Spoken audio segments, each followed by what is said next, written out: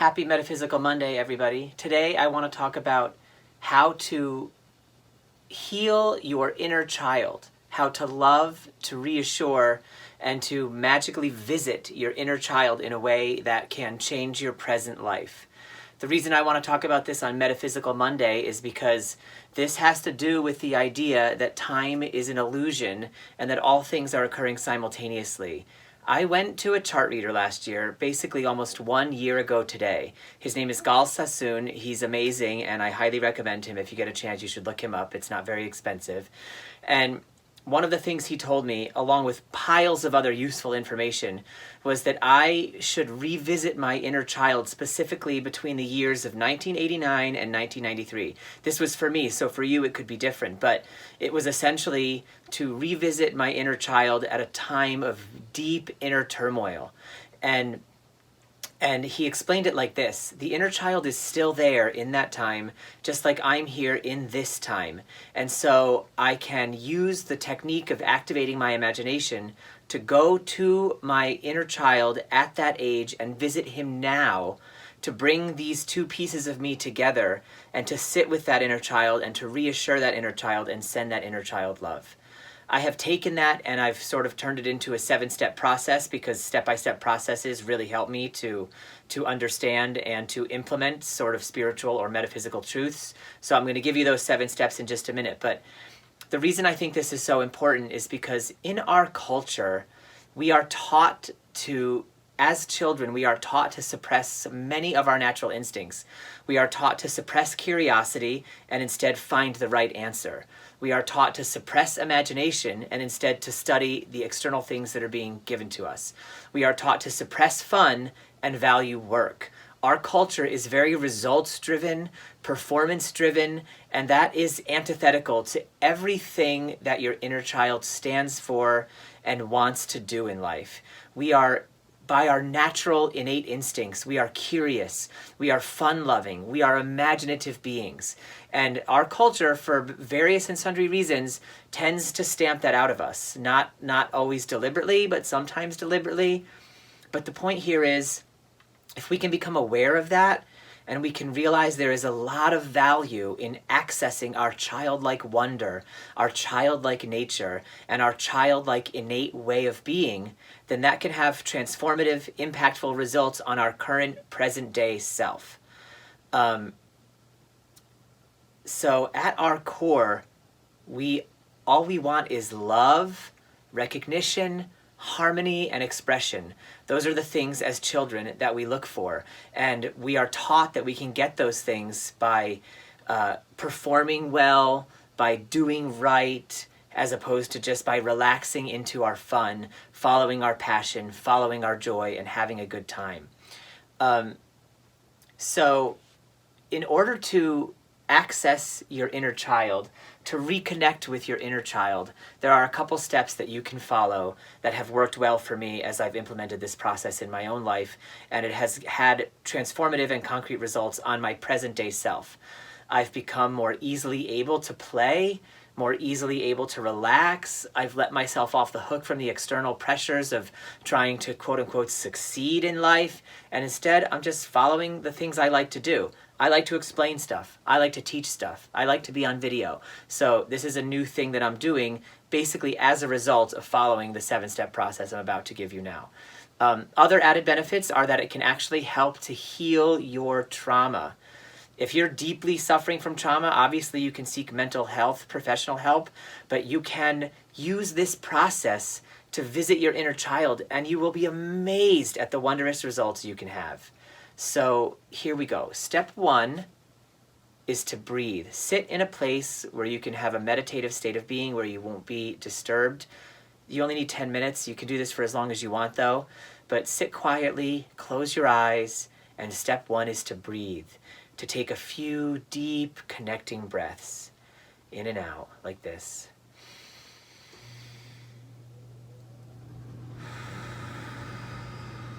In through the nose and out through the mouth. Once you've centered yourself, step 2 is to pick a time in your childhood. If you can, go to the one where you were most traumatized, whatever one that is that's in your current memory. If you have repressed things, obviously this is going to work for those. But anything that's in your awareness that you sort of shy away from or you don't want to think about too much, go right to it. Pick that one and use that one. And then here's what you do. Step 3 is to activate your imagination. To activate your imagination, to picture that child, however old that child is for you, and then to picture your adult self joining and sitting down next to the inner child and putting your arm around your inner child. That's step 3. So step 1 is breathe, connect. Step 2 is to pick your most traumatic experience that you can, that you're brave enough to go to, and reimagine that scenario. Reimagine that child in that scenario. And then step 3 is to activate your imagination and bring your adult self into that scenario, sit down next to that traumatized child and put your arm around them. Once you've done that, step 4 is to reassure the inner child. So this you can do out loud or you can do it to yourself, but you essentially say things like, hey, it's okay. Look how I've turned out. I've grown. I'm fine. You're fine. Thank you so much for going through this so I could learn and grow from it. And just send that inner child constant reassurance. And then step 5 is to send it love. To send your inner child unconditional love. Basically, you're sending yourself love. You're telling yourself the part of you that you didn't want to face or that you were too scared to confront before. You're saying, I love you. I accept you as a part of me. This is a process of integration, but it's metaphysical because this happens for real. You are in real time visiting your past self, your childhood self, and you are merging and integrating those parts of your being with who you are now. So step 1, breathe. Step 2, pick the traumatizing experience that you're brave enough to go to. Step 3, imagine your adult self stepping into that scenario along with the child self. Step 4, send reassurance. And step 5, send love. Send self-love so you can integrate those parts of yourself together. Once that's done, you can come back out of your meditation, and as you do this, think about what step 6 is going to be, because step 6 is to do things that that child at that age loved to do. So if you went back to a memory where you were 5, maybe you want to go to a petting zoo now as an adult. If you went to a memory where you were 16, then maybe you want to go take a joyride and smoke a cigarette, you know, like whatever it was that 16-year-old version of you liked to do. Oh, smoking isn't spiritual. How could you possibly suggest that? Because this isn't about being spiritual or wearing some kind of badge or proving yourself to others.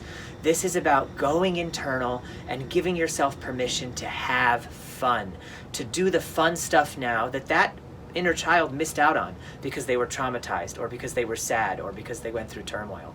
So whatever that is for you, pick it and do it. Maybe that just means getting a birthday cake and eating 2 slices because some trauma happened on your birthday when you were 12. But whatever it is, you will know. And after you do this meditation, ask your higher self what those things are that you can do and do them. Okay?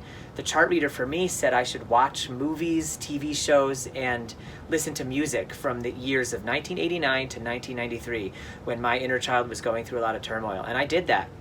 I sat down and had couch potato days and watched all of these old movies from that time, and it changed me. It washed me in fun, it washed me in relaxation, and it changed who I am now. That can happen for you as well. And then step 7 is to activate gratitude. As you do this meditation and as you follow the direction of your higher self and do some of the things that it suggests to you to have fun for the sake of your inner child, just realize that there's a magic in this, and the fact that you're able to do this and able to take these steps, these empowering steps to your own healing, is just something to be grateful for. Gratitude is one of the most powerful vibrational and emotional frequencies that we have at our disposal. So anytime and any chance you can have to say, thank you. Thank you for this opportunity. Thank you for this feeling. Thank you for that suggestion. It's worth it and you should take it. I don't want to say should, but you can take it. And if you do take it, it tends to alleviate suffering and usher in joy. So take that for what it's worth. But follow these 7 steps. Comment below how it goes for you. I would love to know more. I would love to hear from you guys. I trust you, humanity. I love you, humanity. Happy Metaphysical Monday. Talk to you soon.